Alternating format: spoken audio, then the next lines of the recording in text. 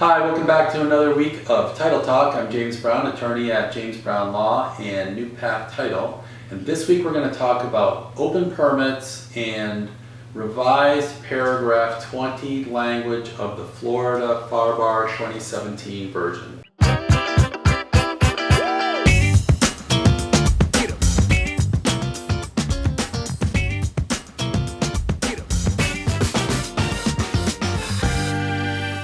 Because we've recently seen contracts using weak open permit language in paragraph 20 and buyers closing over revoked, inactive, expired, and various types of permits that we would all agree aren't what we would call open permits, and sellers getting more aggressive, hiring attorneys faster when buyers say they're not going to close.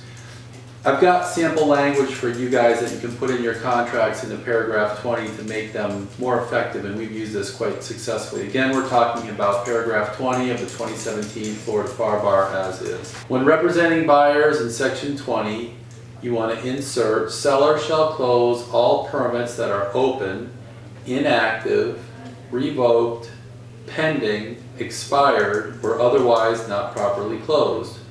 Permit all unpermitted improvements and resolve and close all municipal, county, homeowners, and/or condominium association violations prior to closing at seller's expense. Again, that's when you're representing buyers. When you're representing sellers, the burden of closing permits in the standard FAR Bar is on the buyer anyways, but when you're representing buyers, you want to put that back on the seller.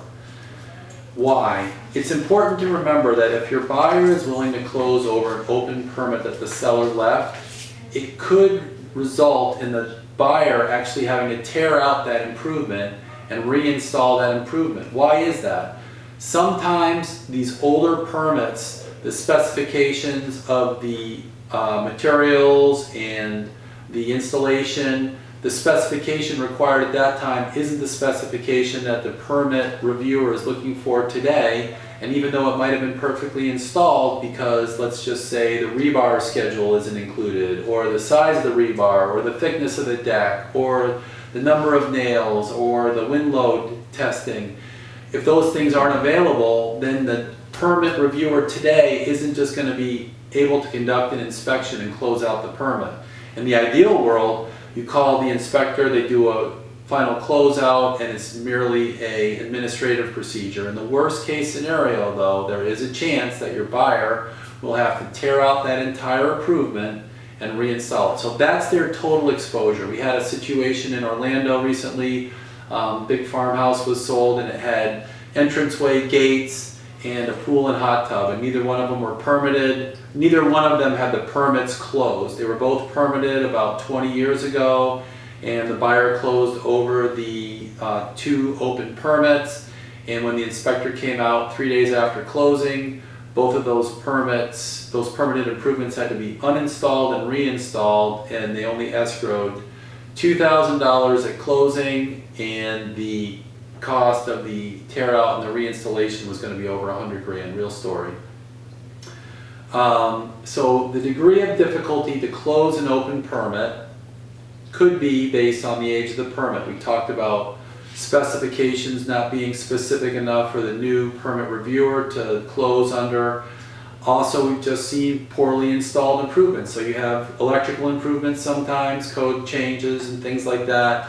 And we've seen a number of times when buyers have closed over open permits for electrical work. When the sale occurs and the buyer goes back to permit the improvements, close out, they're not successful and they have to actually reinstall that electrical element. It's important to remember that some of this stuff, though, is going to be able to close out just with a reinspection. It's just when you talk to your buyers, they want to know, like, what's our exposure? And so buyers are going to say to you, hey, what would you do? And it's important when you give that answer that you're not telling them your opinion, you're pointing them, you're the conduit of information, so you're pointing them to attorneys, you're pointing them to engineers, you're pointing them to electrical inspectors. Your job is to, electricians, your job is to line them up with the electrician so they can make educated decisions, never give an opinion. If I get one call over and over from buyers and sellers regarding realtors, it's, oh, well, my realtor told me this, and so they want me to throw the realtor under the bus. If you never give opinions and all you're doing is helping them make decisions, you can never get in trouble. Good thing to do early in the transaction is review your municipal lien search report. So in Title Leap, we deliver the municipal lien search report early in the transaction, and everybody gets notice via text and email that the municipal lien search report is in. Look through it. You're going to see very quickly if there are open permits. Again, we talked about open permits in another title talk and whether they're title issues or not. An open permit, generally speaking, is not a title issue that the title company closes out for closing. Only if it becomes a lien on real property and a title defect does the title company get involved.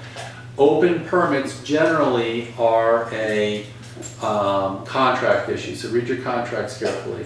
Thanks for another week of Title Talk. I'm Jim Brown. Don't forget to text or email me your questions, and Natalie's going to give you my phone number, and you can text me 24/7. Stay tuned for more great content.